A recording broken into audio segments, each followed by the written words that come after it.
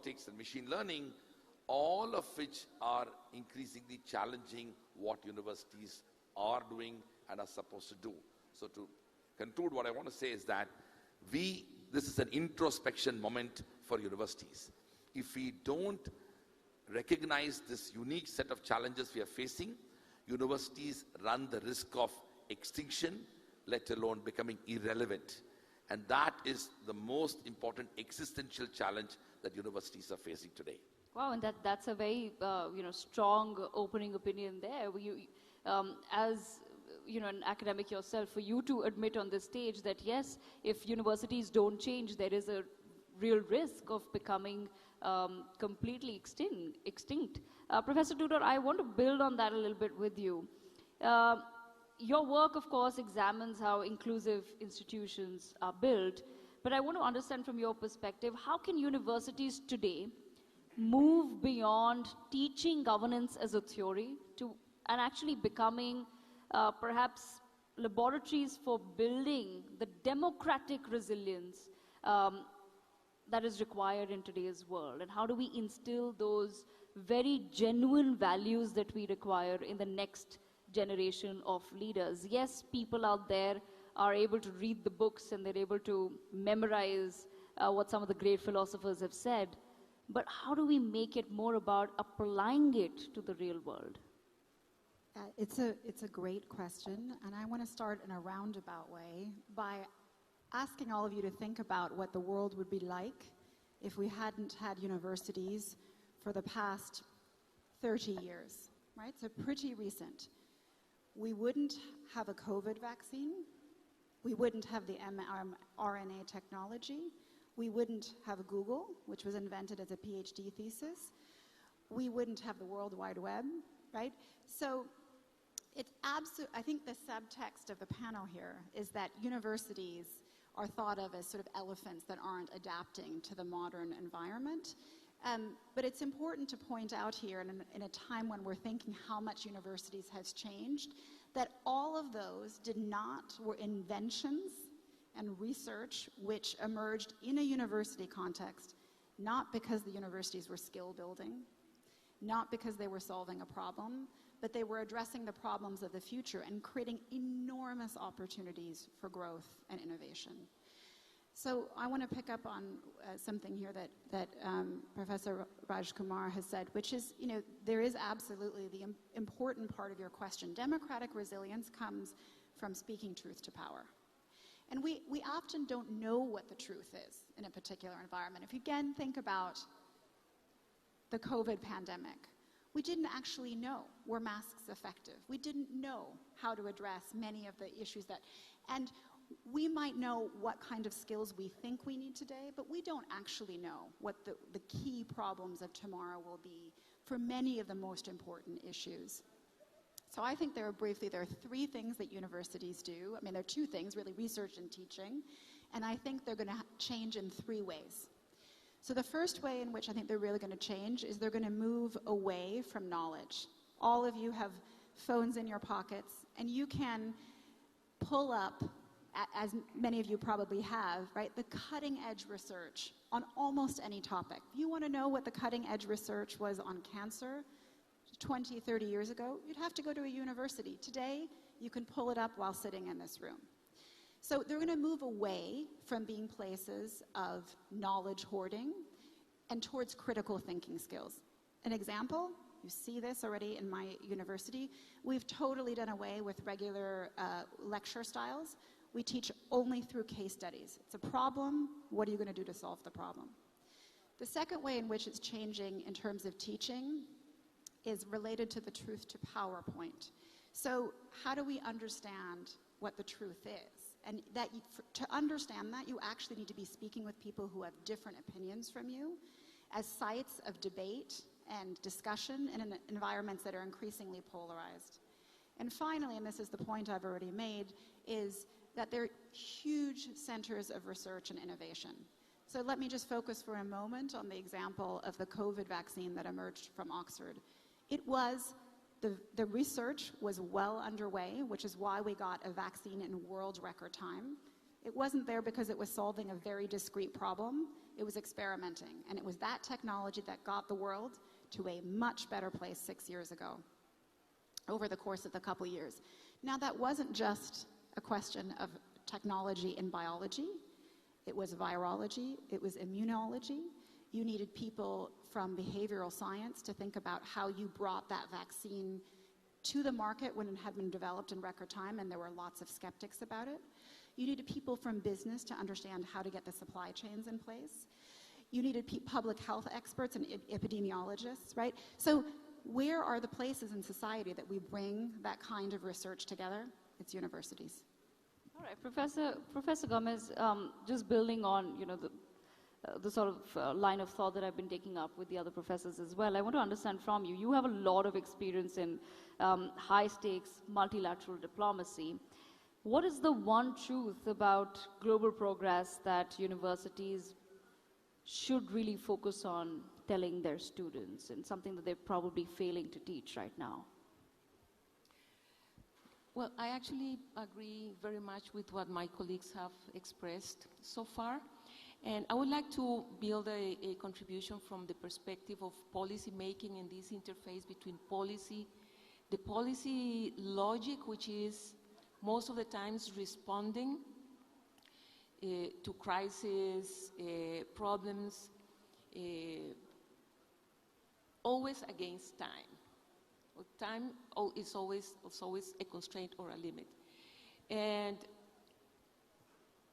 being in global policy making and in the midst of the discussion of global problem solving, one of the aspects that I think I was left with as a lingering question is how to better integrate the knowledge management and generation of universities with the policy making needs. So to have a better policy academia interface and to learn not only that in the policy side we read the books or the papers, but to learn how to think with each other, to sit at the same table, to think, to problem solve, to undertake critical thinking, I think is fundamental for the future.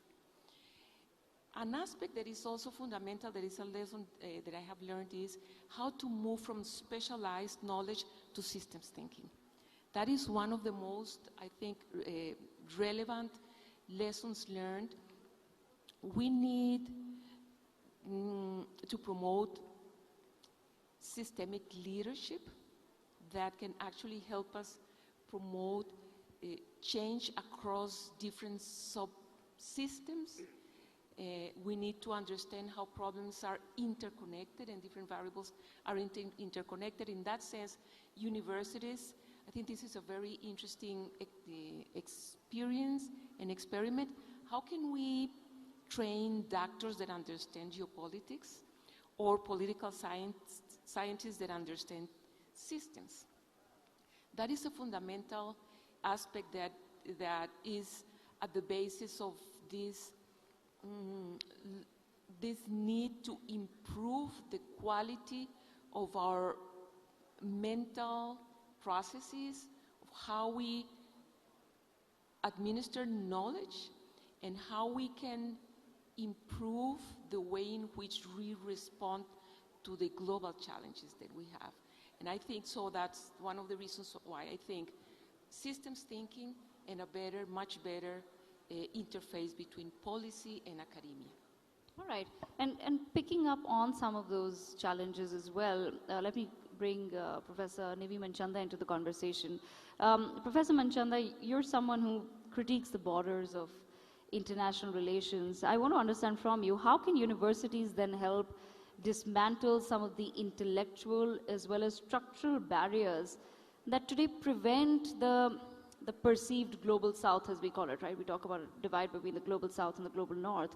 So what can universities do to dismantle some of the barriers that are preventing the global south from being an architect of, rather than just a recipient of global progress? Thank you. That's a really great question, and thanks for inviting me. I'd also like to agree with my co-panelists that universities are really crucial, and two of the reasons they're really crucial are because of the fact that they inculcate critical thinking. which was needed more than ever, I would say now. And also because they do have this sense of speaking truth to power, and we know that the truth is getting more and more contested. There are many truths, there are no truths. This is something we hear all the time. And universities still try to have, if not the truth, then the best researched answer to a possible question. And I think that's really crucial. In terms of the global north, global south, let me just unpack that a bit further. So where I'm located, which is in the United Kingdom, universities themselves are facing huge challenges. One of them is funding, and the other is a pretty solid attack from the far right. So universities are becoming institutions that are getting less money even as student numbers rise. So students still want to go to university. So there's quite a lot of complexity there. And in my university, in the University of London, there have been really good attempts at fighting the far right, but also at momentum gathering sort of exercises that challenge hierarchies between the global south and the global north. So there's been a great initiative called Decolonize the University, which Oxford has also been quite key in. And they are doing a lot of good work at looking at how not only colonization, but post-colonialism, or what we might call decolonization, continues to structure hierarchies between the global north and the global south. But I think sometimes the global north and the global south also become reified, become kind of static categories. There is no one global south. I came from India, from a pretty privileged background, so I got to go to the best universities in the West. That's not the same for everyone. If you're in Brazil or South Africa, and if you're rich, you have access, as much access as rich kids in the global north, but not as much, nearly as poor kids in the global north, and of course, not nearly as much as poor kids in the global south. The other thing is that there is because of this kind of fragmentation of global politics, I think universities in the global south themselves are becoming stronger. And that's a really good thing. So the idea that they shouldn't just be recipients has changed, right? They don't need to be recipients. They can make that progress themselves. And they might be the ones diffusing and disseminating that progress. The final thing I want to say is that the attack on universities looks very different where you are based. So for instance, in Gaza, there's no universities left. In Lebanon, 2 university professors were killed yesterday. So I feel like there's structural questions that need to be answered that have something to do with colonization and the legacies of colonization, but also to do with the shifting world order. And I think universities, once again, are very well placed to unpack those questions and to parse those distinctions. That's Thank actually you. an excellent point for me to start my, ask my next question. You're talking about the ability of universities to deal with, of course, the current geopolitical climate. Professor Orsi, then on that note, I want to understand from you. We're living in a world where there is more and more polarization, and at the same time, we're also talking about the rise of a national consciousness. And that's not just true to certain countries. It's, I think, all over the world, more and more countries are becoming more aware of a concept of us versus the other, that the other is coming in and they're taking the jobs, et cetera, and of course, so I just want to understand from you some of the concepts that we have, for example, grown up with. I would say that those are concepts that have been adopted from Western perspectives. It could be concepts of democracy, of liberalism. All of those are very Western concepts, and we have in Asia, in the eastern part of the world, our own concepts. For example, India has been guided by Vedic philosophies for a very long time, but we don't necessarily teach those in our universities. We still focus on, for example, talking about democracy rather than talking about the Vedic principles of the rights for everyone. So I just want to understand from you, what is the role that universities then should be playing in ensuring that in the current geopolitical climate where there is a rise of nationalism, is that an opportunity to perhaps start imparting knowledge based on our own value systems? Because those value systems led us to where we are today. And do we now need to go back and reflect upon those and teach our students and people who are working in our country those values, and are they better suited to guide us into a more coherent future? That's my question to you. How do we move away a little bit from the Western gaze and we go back into just imbibing what is truly ours? And this is not to say that there's something wrong with Western philosophies. It is only to understand that certain concepts may not be applicable to everyone. Definitely. So thank you very much, first of all, for having me here. It's really an honor to be part of this panel, part of this event. Your question, of course, is a very complex question. I'm just going to mention perhaps a few things, and I'm probably concentrating on the role of universities, what we can do as universities, institutions, and even as individual professors and academics. Yes, in many respects, the world that we live in, I always tell my students, look, the world we live in is extremely complex. Not only that, but has never been tried before. We never had so many people. We never had so much interconnectedness and so much interdependence.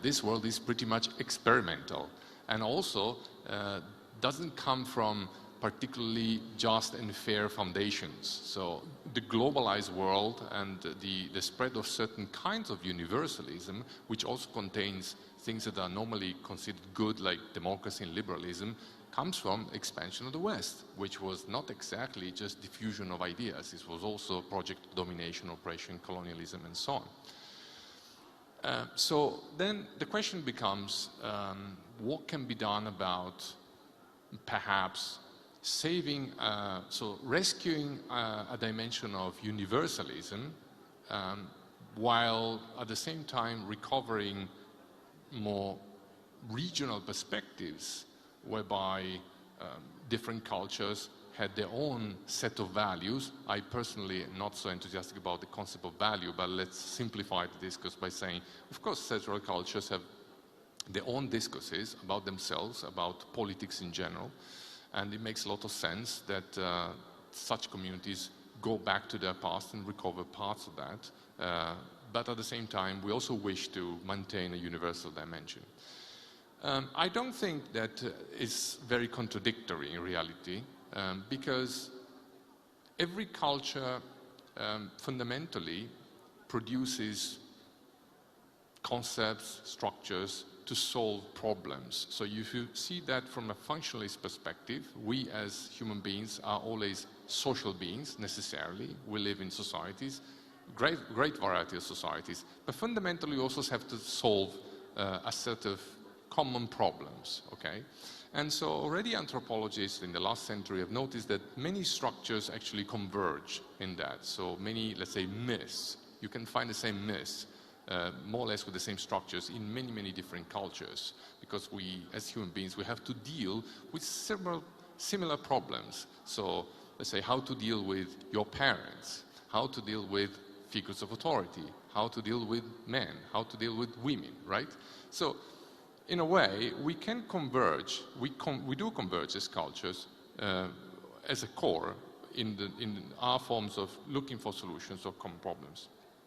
Then what we can do as universities in navigating this complex compromise between fragmentation and universalism, well, first of all, I think we need to continue to believe in the force of dialogue. So continue to have channels opened and conversation, and especially having good faith conversation, which is not easy, is a difficult exercise, but I strongly believe we should try to do that more often. So we are the people who can talk to the counterparts, or we should be able to talk to counterparts, no matter what, because yes, we are also citizens of certain countries, but we should also be loyal to higher principles of learning and of love for knowledge. So that's something that should unify us also beyond differences. Then, as a scholar who lives in the East, I live in Japan, but comes from the West, I also wonder, and I discuss often with my students, how we can integrate Eastern perspectives and Western universalist sort of tendencies.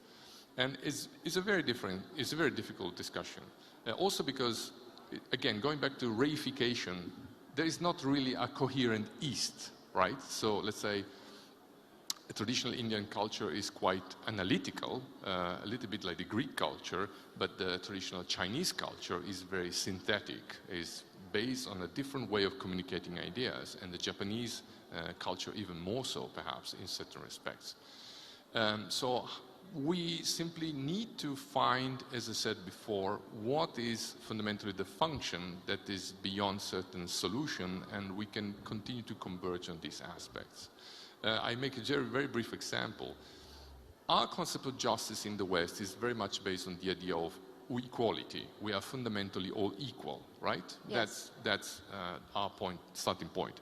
But for Confucius, the idea that we treat people equally would be absurd, and not just at all, because people are different. And so you treat people differently, which is also kind of makes sense in a different perspective. So, and then I tell my students, look, yes, in the West we believe in equality, but then we have special rules, special laws for special categories of people. You are more responsible for certain things if you are in charge of certain responsibilities. And also in Confucianism, eventually they have to take care of some kind of evenness of judgment. So I think that's the key. So try to find out the convergence between different arrangements in specific cultures. Thank you. Yes, and the perfect balance is, of course, what all of us strive for. I'm going to I just have a couple of minutes left. I just want one last quick rapid fire with everyone. Professor C. Raj Kumar, just starting with you, same question to everyone. If there's one thing that you could change about the relationship between academia and global policymakers for a more stable 2047, what would that be? So I think it's fair to say that we need to move towards developing, universal values. I don't think we can escape from that. I personally believe that the difference between the so-called Western values and Eastern values are overstated. I think it is fair to say that there are fault lines everywhere. While, for example, historically West could have believed in principles of equality, we know that it took a civil war in the United States and much later for the blacks to have meaningful rights. We have even European countries, including Switzerland, did not give the right to vote for women till the 1960s and early 70s, when a country like India, just at the dawn of independence in 1947, our constitution provided for a universal adult franchise, including the right to vote for women. I want to make the larger point that I think it is important for us to recognize that regardless of whichever civilizational heritage and lived experiences societies come from, we need to recognize and come to terms with the idea of certain universal values. And in many ways, we need to recognize that there ought to be institutions that we need to invest in. I mean, one of the remarkable challenges that we are facing, and we heard the Israeli ambassador to India, and one of the questions that I wanted to ask him, and I will throw that question right away, is that, Israel, for example, is one country which benefited from international law. Post Second World War, the establishment of United Nations and the establishment of the global order to build principles of international rule of law was the most fundamental, in many ways, the sort of transitional shift after the Second World War. Now we are, after 75 years, wondering what is going to be the future of international law? What is going to be the future of global institutions? We need to invest in those ideas for the future. All right, I have to wrap up, but I just want to give 30 seconds to everyone. Professor Tudor. So one thing I'd like policymakers to understand is that in an era of massive AI disruption, universities will be the preeminent site of facilitating critical thinking skills. And in particular, an example of this is that Stanford, as this university that's at the center of this AI disruption, has recently instituted a critical thinking mandatory course for all freshmen. So it's not a pie-in-the-sky idea. These are, in an era of misinformation and disinformation, where we're going to develop those skills. Professor Gomez. I would like to propose to revalue the importance of the word global. That is the global discussion space, the global communication space, where there are global institutions that are the only spaces where all of humanity meet to collaborate, to discuss, and to understand each other. And there is currently this ongoing narrative that global institutions are not good or are failing. And one fundamental function that global spaces provide for humanity is being this meeting place where all of us can bring ideas, perspectives, and traditions of thinking together. Last but not least, I would say we need to recalibrate also how we teach history. Because history is not an independent department, it's not a closed chapter, it's what helps us understand where we are and how we arrived at where we are. And we need to incorporate the understanding of history in every single problem that we are addressing. So I think that really constitutes a challenge to the way in which we collaborate with our past and how we teach the past so that we can bring it into the future in the concept not only of managing what happened, but what lessons we learned from the past so that we don't repeat them in the present time. All right, Professor Manchanda, same question to you. Yeah, I'll be quick. I think politicians and policymakers should take universities more seriously because they are a site of critical thinking, but also universities are not governed by election cycles. So they are actually producing knowledge that, as far as possible, is objective. Thanks. All right, Professor Orsi, last word to you. Yes, I think policymakers should think more about universities also as schools with young people, and these young people need help in a way, so they need to be exposed to transformative experience and so on. So I think taking the students at the center of the policymaking with regard to universities, I think it would be better, like human element. All right, on that note, I've completely run out of time, but thank you so much to all our professors for joining us at NXT 2026. Well, absolutely. Thanks to that panel, the entire panel, of course, for your thoughts, your views, and of course also some messages for particularly the young ones who are also in universities today watching you. Also, of course, you had a lot to say for policymakers as well, for the education sector, and let's certainly hope for more collaboration as well between all the universities in the room and those watching as well. With that, we conclude the segment of Next in Education, and we move forward to Next in Tech once again. And of course, in the tech space, a company that is creating a lot of waves is, of course, the next one that I'm going to be introducing. We have with us to speak on the new era of health, from curative to preventive and predictive. A keynote address by Mr. Gaurav Gupta, founder and CEO of Gabit. Could we please have you on stage, Gaurav? Welcome to NXT 2026. Thank you for being with us. Handing the floor over for his